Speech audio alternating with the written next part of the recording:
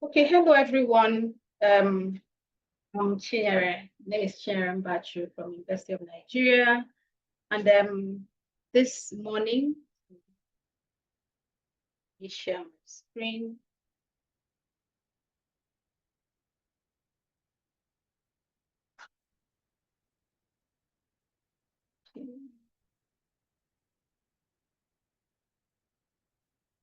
Okay, great.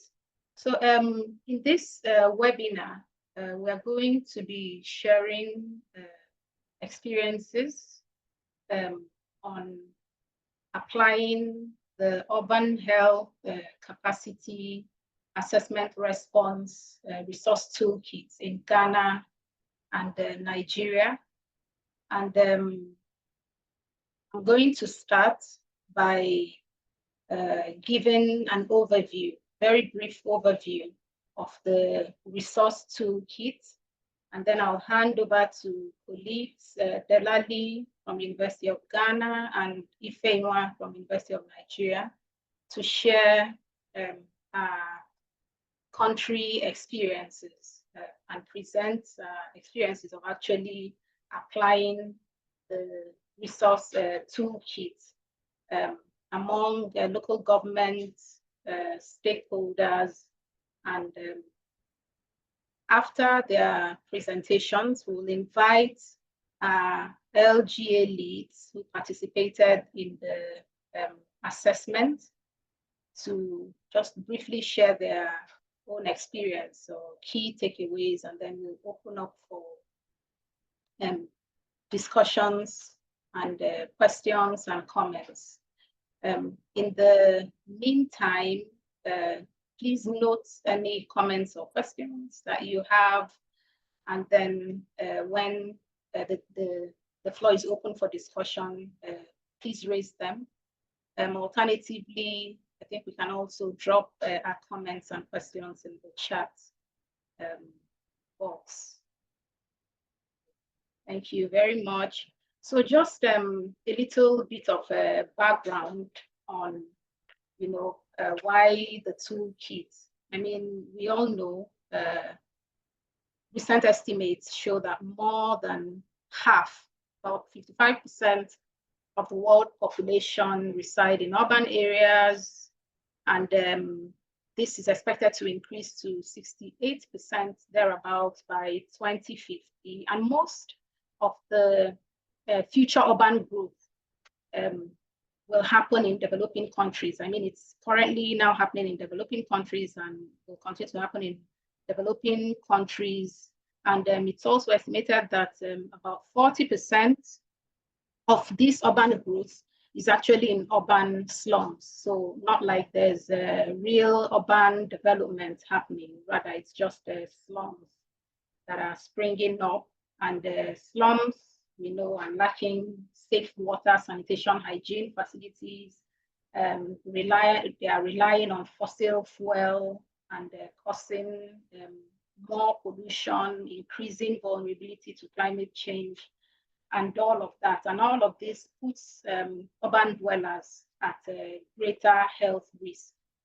WHO's approach to urban health focuses on addressing the environmental and social determinants of health by working across sectors to ensure there's a coherence in policies and programs and in their actions. So in the last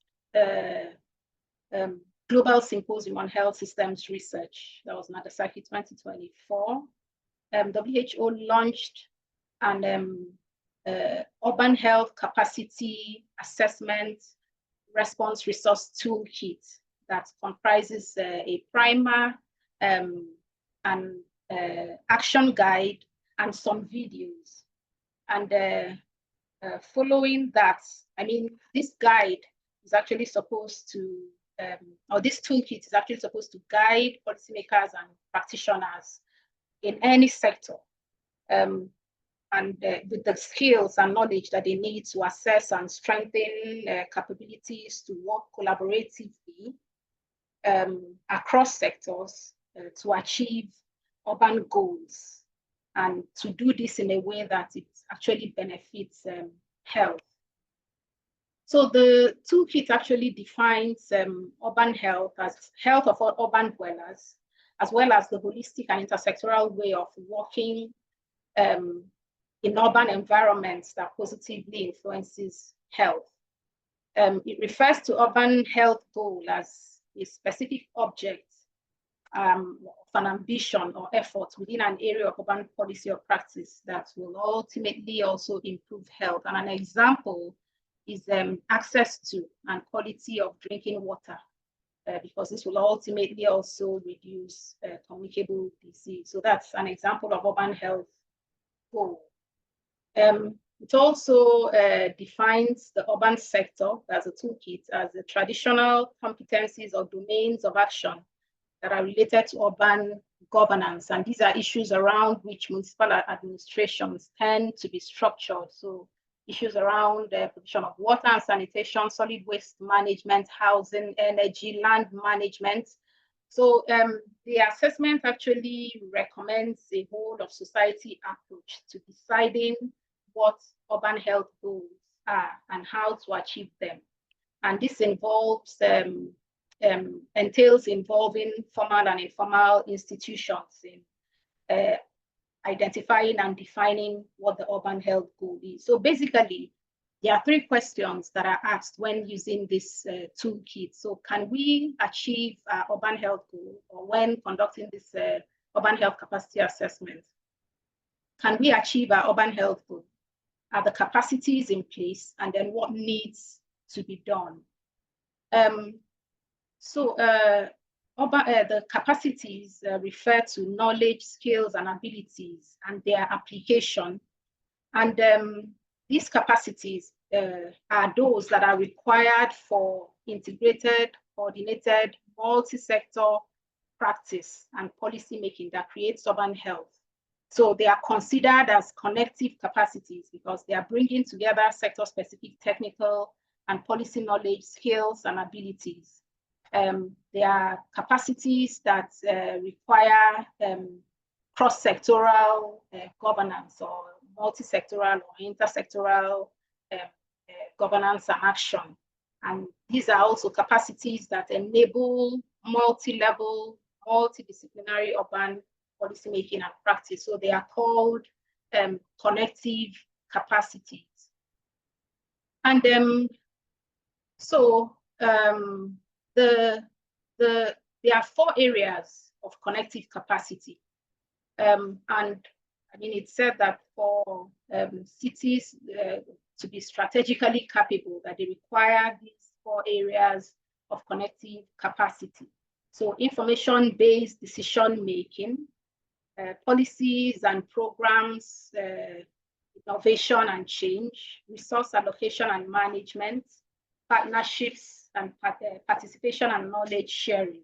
So information-based decision-making or and monitoring and evaluation actually encompasses capacity to assess the distribution and determinants of urban health and disease using the right metrics and observation and systems that reflect perspectives of all the urban health actors, particularly those at the local communities.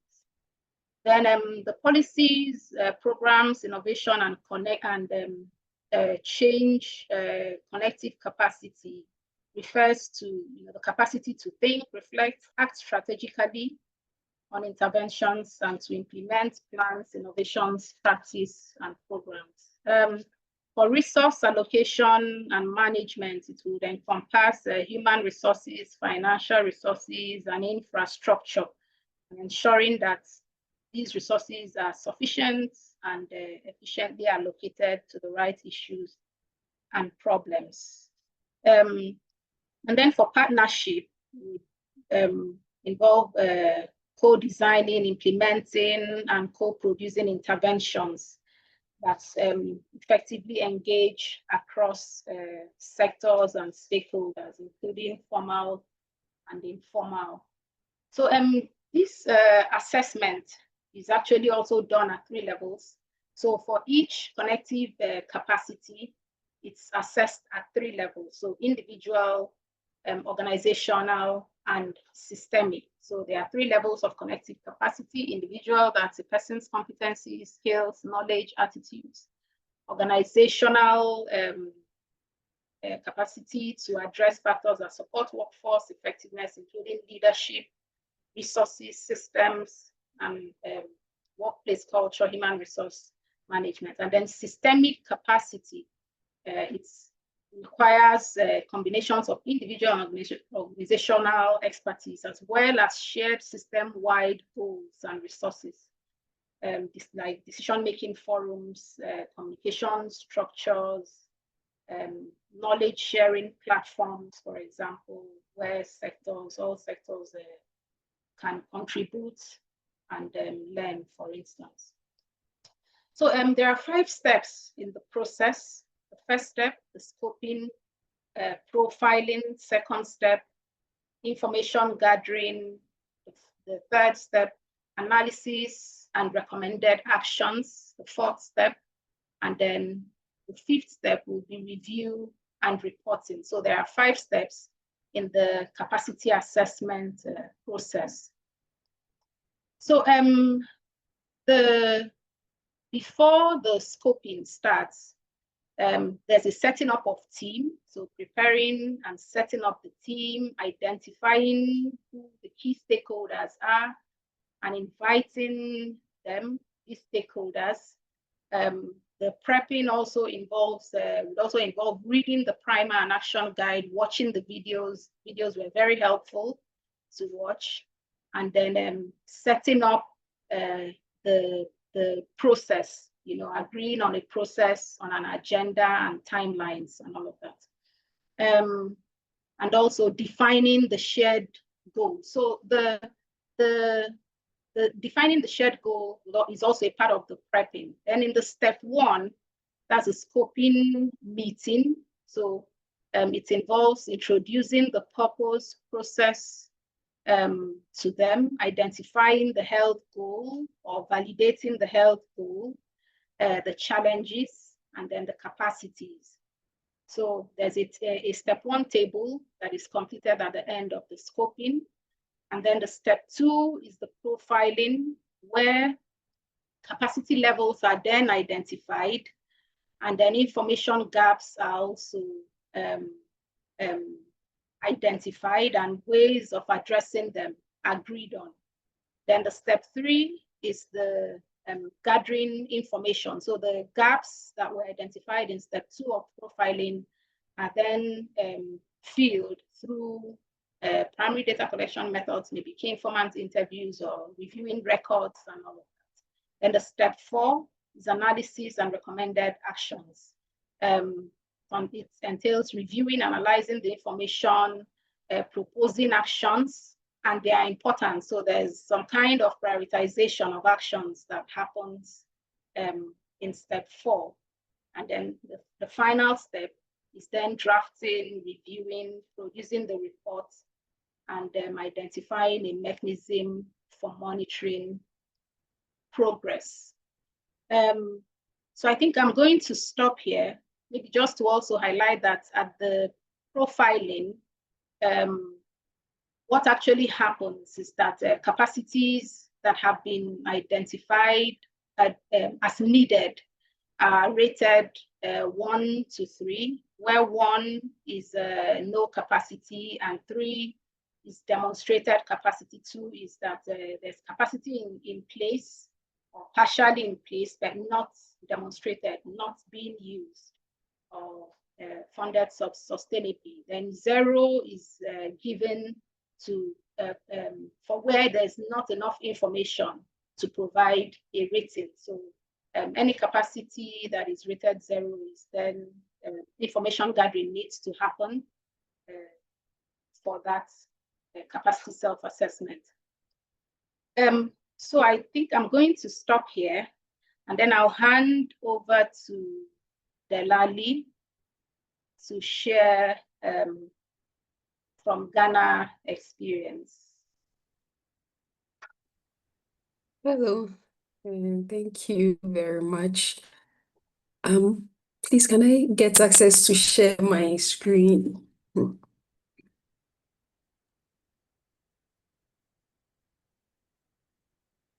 You have access now. Is it working? Okay, thank you. And so I'm just going to take us through Ghana's experiences while using the WHO Urban Health Self-Assessment resource.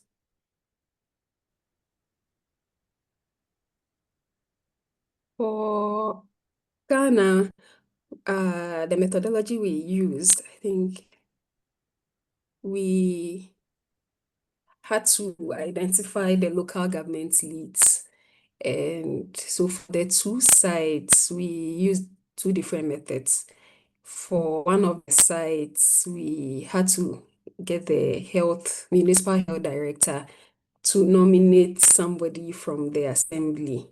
And so we were able to identify the municipal development planning officer who was nominated by the health director. And then for another site, which is Medina, we used one of our community advisory group member because as at that time, as at early February when we were implementing this, there wasn't a municipal chief executive in place, and then the municipal health director did not want to interfere. So we fell back on our community advisory group member. And together with the leads, we mapped out and identified other stakeholders, about 12 others from the two study sites to be part of the group. And this group had to be available for the 4 meetings that we were supposed to have successively. And so we got some assembly members, community leaders who were also religious leaders, people who worked in NGOs, and other staff of the municipal assembly and then the health directorate. So, we had 3 physical meetings. The plan was to have 4 physical meetings, but we skipped one process, which is the information gathering stage, because we seem to have gotten a fair balance of stakeholders in the room. So we didn't have to go out to collect data, which was part of the information gathering stage. So each workshop took about 3 to 4 hours, and the teams were guided to the scoping, the profiling, and then the action planning. So the chorus team's role was basically to help in the facilitation and then filling out the reports at the end of each meeting and liaising with the WHO mentor, who was very instrumental in this process. And so our very first meeting, we defined the goal. Even though we had a goal in mind, when we gathered all the stakeholders, we had to take them through the various processes, and then very key was to help them agree or to seek their opinion on what the goal should be. So in the end, this was the goal that we ended up with. It was to strengthen the sustainability of implementing the enhanced CHIPS program by the local governments in Ashaman and Lankwantana municipalities, which are the study sites for KUROS. So in the meetings, we had to identify existing gaps that would help us to achieve the goals.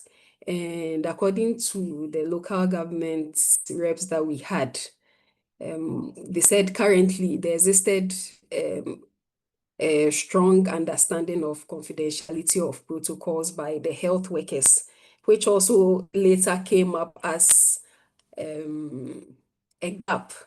But in the initial stages, we said the health workers or the community health nurses and community health officers, who are key stakeholders in the implementation of the CHIPS, understood the confidence of keeping clients' information confidential. We also got to know that planning and coordination between the local government and the Ghana Health Service, which is the Municipal Health Directorate. I mean, there existed that effective collaboration. And then there was a dedicated source of fund. And then there were mechanisms that existed in sharing information between the local governments and the health service. So those were assets that were existing in various forms at the local government level and at the Municipal Health Directorate.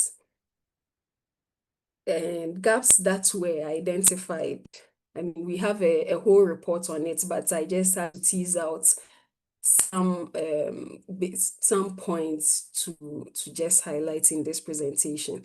So for the capacity gaps that were identified, the local government reps made it known that there could be a better way of engaging the various stakeholders that's at both the local government level and then the health directorates and then the district assembly and other NGOs. If they could share information more effectively, it would help in the implementation of CHIPS activities in Ashaman and Medina. And also there was this issue that the Municipal Health Directorate did not disclose all their funding sources when it came to planning for CHIPS activities, which impeded the planning processes for the local governments. And so they wish that the Municipal Health Directorate were a bit more transparent, especially when it came to the various funding sources. They believe that would help in the effective implementation of the CHIPS and other health activities. And generally, there was resource constraints. So we had to come up with recommendations, and some of these were recommended by the local government reps.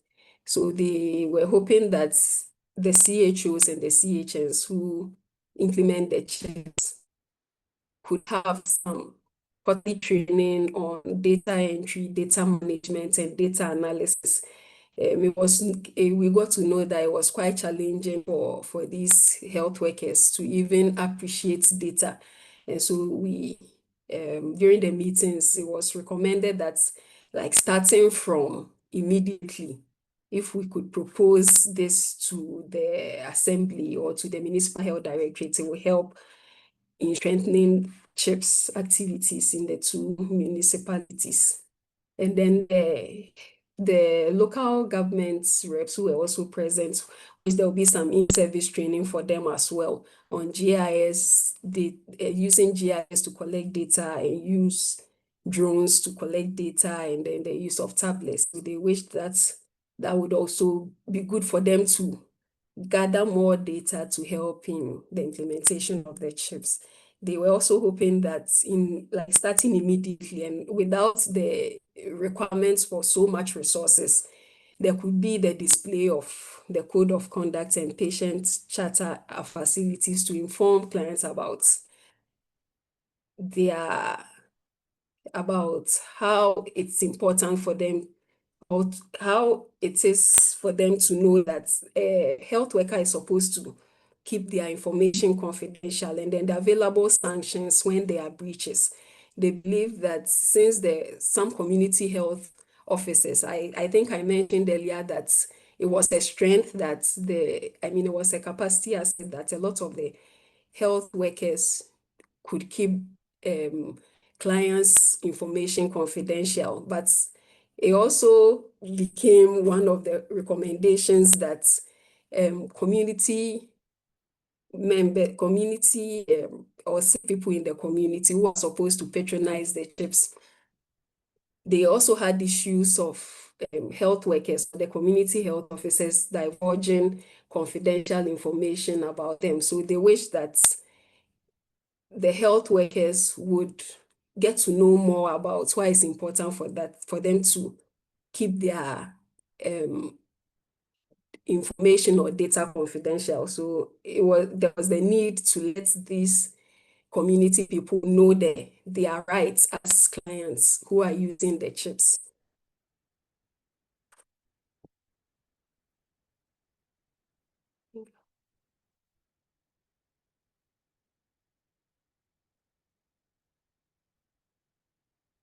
So in the short and medium term, the local government reps that we invited were hoping that there will be a common platform for data synchronization across departments, because they believe that there are so many departments at the local government level, including works departments, including transportation, including urban planning, including social works, and they all had different data on health. So if there could be, it came out strongly that they all had their platforms that they use, but they were hoping that if there could be a platform that could help them synchronize all their data, will help in the use of chips and keeping health data. They were also of the view that if we could strengthen the role of the MC in chips activity. So for instance, they believe that the municipal chief executive couldn't just get up and go and interfere in the activities of the municipal health directory. So they believe that and that affected how they are able to provide some sort of guidance for the implementation of CHIPS activities. So if we could strengthen the municipal chief executive's role in CHIPS activities, would help in its implementation.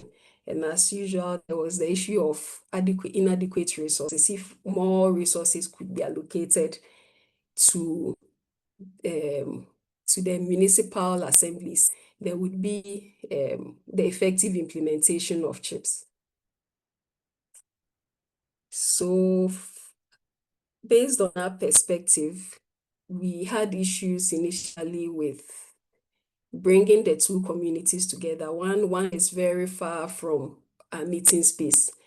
And then the fact that they are two distinct communities and with very distinct issues, bringing them together was a bit challenging because we had to think about transporting them there, and then the fact that they had different issues when it came to the implementation of the chips.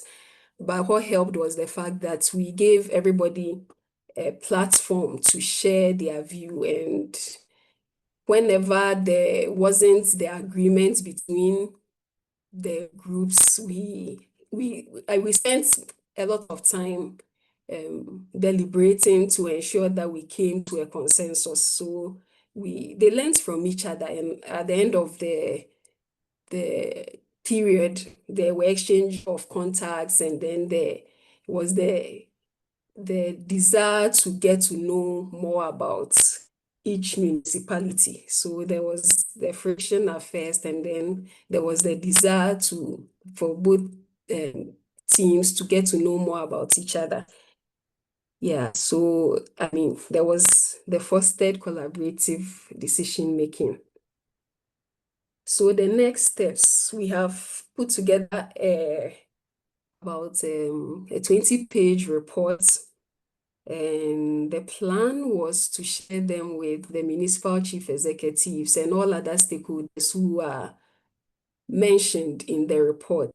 And we have a planning officer who is also currently on the call from one of the sites, and I had a chat with her on how we should proceed with this, because she told me that they are putting together their plans for the next year. And so if we are able to present these findings to them now, it would inform them on, I mean, there will be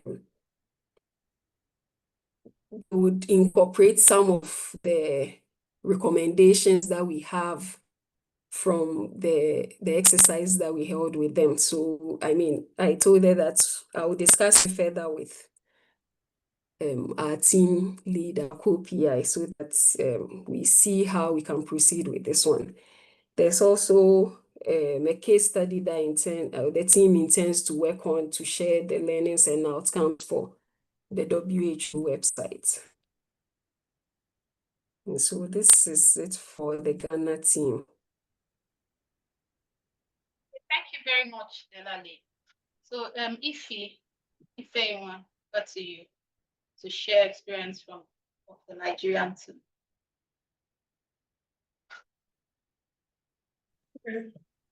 Good morning, everyone. So I'll be sharing our experiences from implementing the WHO.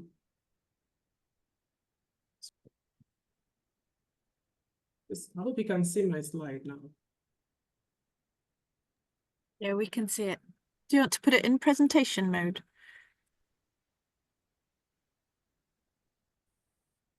Yes, I will.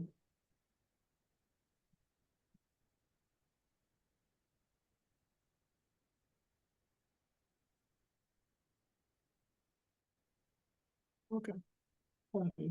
So started earlier to explain how we started off. The first things that we did was to agree on a health goal with all the local governments, patented coordination of linkages between the formal, public and private, urban health systems and informal health providers to improve access to quality health services in urban slums in 3 urban local government areas. Okay, so we use the WHO urban health capacity assessment and local government areas based on the presence of swaths of informal settlements. And these 3 local government areas were Enugu East, Enugu North, and Nsukka local government area. Through the local government health secretaries, we were now health workers, community leaders, and informal providers. So even the PMV, there were members from the PMV community, members from the TBA association, they were also part of the participants for this capacity assessment. So we held 4 weekly physical meetings, apart from the online meetings we had. And each of the meetings, we were able to come step, the step that we came to achieve. So for step 1, which was the scoping, for at the end of the first weekly meeting, we were able to identify our challenges and they were able to identify the capacity needs and then challenges. So using these 5 steps. So in the scoping, the challenge is that we were able to look at these 3 levels of connective capacities, the individual, organizational, and systemic, and then also look at the connective areas, which information for decision making, monitoring and evaluation, and the policy programs, the 4 connective areas already discussed. So we now go on to what we did. So during the scoping, what we did was that each local government area all the participants from each local government worked together. So at the end of that week 1, we found that we had 3 separate challenges and capacity needs. And they were able to take it reported that way. And so subsequently, do the step 2 based on the step 1 of identifying challenges and their capacity needs. And then they will continue to profile this and do the step 4 and step 3, step 4, 5. So we had 3 separate documents. Under the scoping, we were able to identify some of their challenges, like under the capacity area of information for decision making.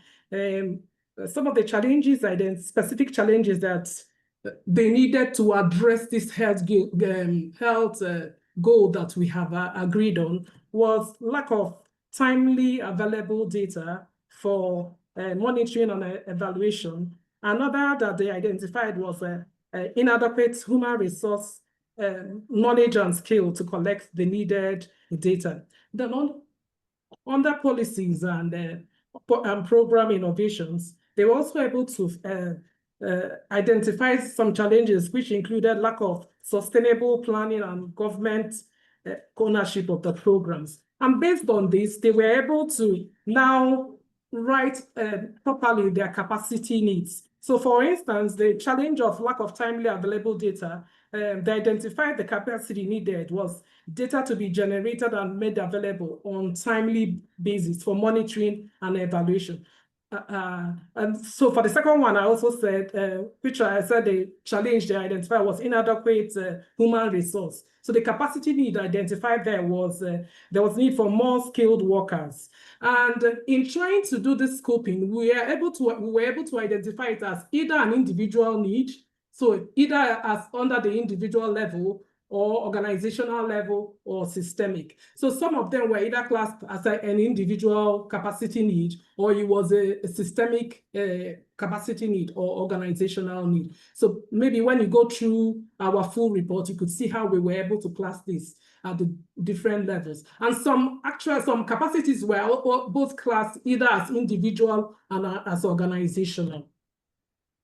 So for the step 2, we followed this profiling rating, where a situation where we rated any capacity as 0, that means we need to go and get further information to be able to properly rate that capacity need. So capacity 1 was the same thing. That it meant that no capacity was in place. And we found that by the time we finished doing the step 2, we found that most of our capacities were a 2+. So it was available, but it was not fully, the attributes were not fully in place. And maybe there were no funds to sustain them, and then no plans have not been used. So most of our capacity ratings were a 2. I think I have some examples here. So this is an example of what we were able to do. So we did, our capacity need was data generated and made available on time for monitoring and evaluation. So the information we have on this particular capacity was that data is available but not sent in real time. And then we also identified that some informal health workers do not generate data. And so in our rating of 0 to 3, we rated this capacity as a 2+. Because it was not fully, the attributes were not fully developed. So for the second one, platforms for data sharing and information sharing, we rated this capacity as a 1. Because that capacity is not available at all. And there was also another capacity we rated at 0. So we went back, we assigned somebody to get further information concerning that attribute. And when we came back, we were now able to rate that either a 1 or 2. So most of our capacity needs were either rated 1 or 2, but mostly were 2. So there was none that was rated a 3. So we now move to the step 3 was information gathering. So like I had said earlier, there was just about 2 capacity needs that we needed further clarification, further information on it to gather, to be able to rate it properly, whether it was a 1 or 2. And we had assigned it to one of the members of the team, especially if it was a particular local government that had pointed out that they didn't have the ability to rate that skill. So somebody was assigned in that local government to get further information. And this was completed within a couple of days. So the table 2 was completed and now sent out again for further review. So under step 4, what we did was the analysis and recommended actions. So again, I used the example that we had, the capacity need earlier identified, which we said data to be generated and made available on time for monitoring and evaluation. And we rated this capacity as a 2- because yes, data is available, not sent in real time. And we also pointed out some informal health workers do not generate data. And we in terms of the proposed action, based on what is expected in that step 4, was to explain what's the action that is supposed to be, and we have listed out what this action is, the proposed action to do.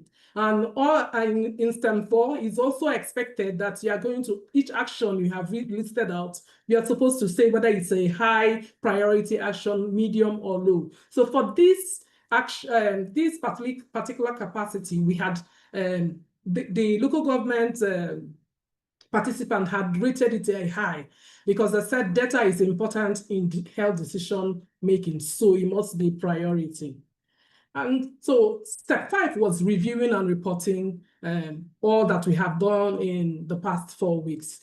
And so here are some of the key challenges that I'll just listed out. I'll just go through it briefly.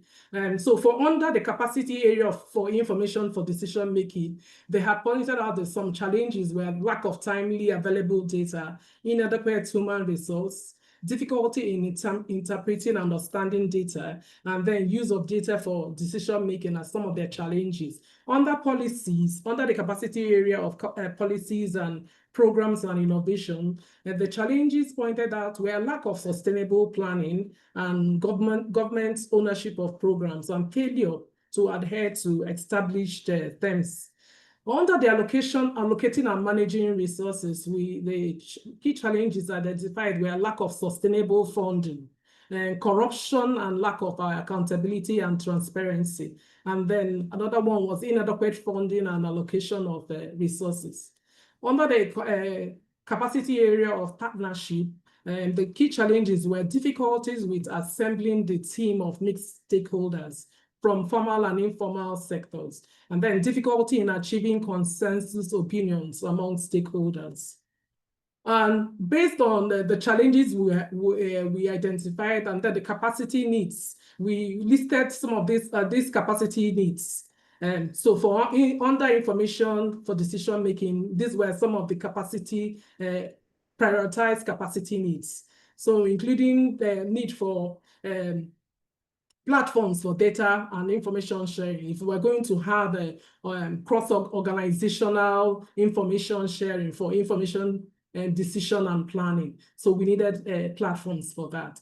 But it will also surprise that we noted that the greatest capacity deficit for this particular was a lack of an intersectoral data sharing platform was identified as their greatest capacity deficit. So under the capacity area of policies, we noted that the greatest capacity deficit was that there was no legal framework at the local government level to support programs and innovation, amongst other prioritized capacity needs. Then also under allocating and managing resources, one of the notable capacity assets was that there was a clear budget framework, but health workers are not well trained for its implementation. So that's a capacity need that was identified amongst other prioritized capacities as stated here.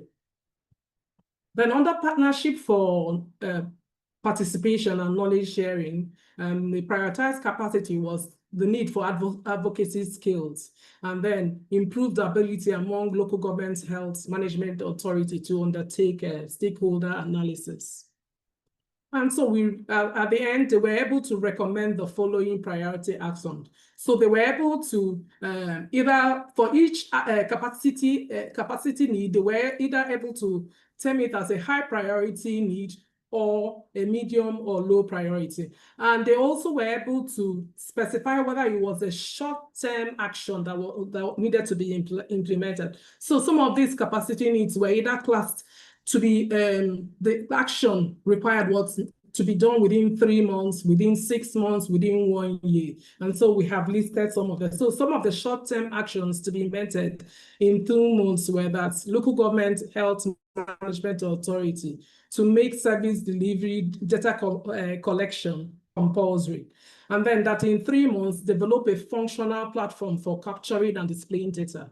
And within the same 3 months, as a high priority action, to train health workers and program managers on data analysis and then presentation skill, and then employment of more skilled workers.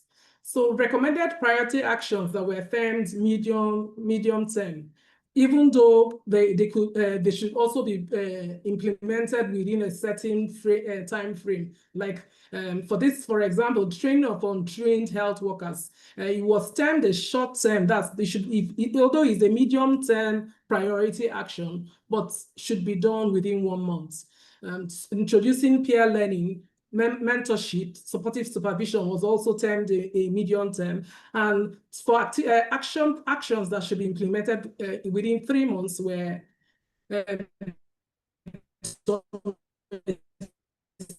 investigation and adaptation of relevant policies. These policies were existing at the state level and national level, but at the local government area, they were not being implemented or relevant.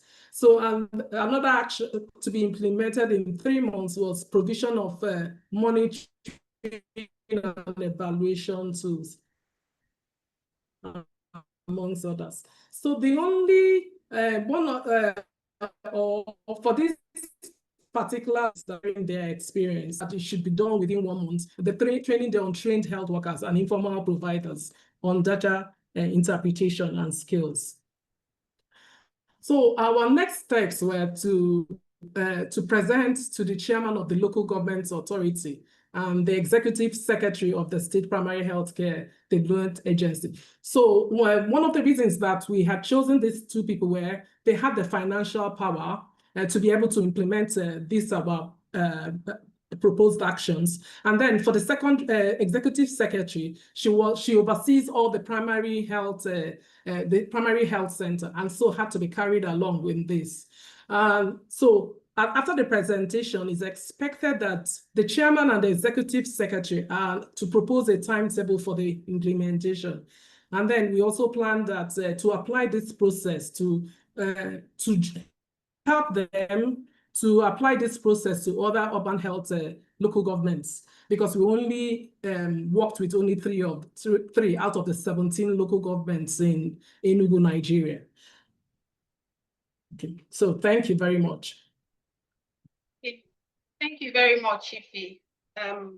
Sorry, we are now running late because the presentations took longer than we thought. Okay, thanks everyone. Okay, yeah, thanks a lot, Phyllis, for that. And with that, I think we've come to the end of the webinar. Thank you so much for listening and for your participation. Have a great day, rest of the day, everyone. Bye. Thank you. Thank you. Bye. Bye.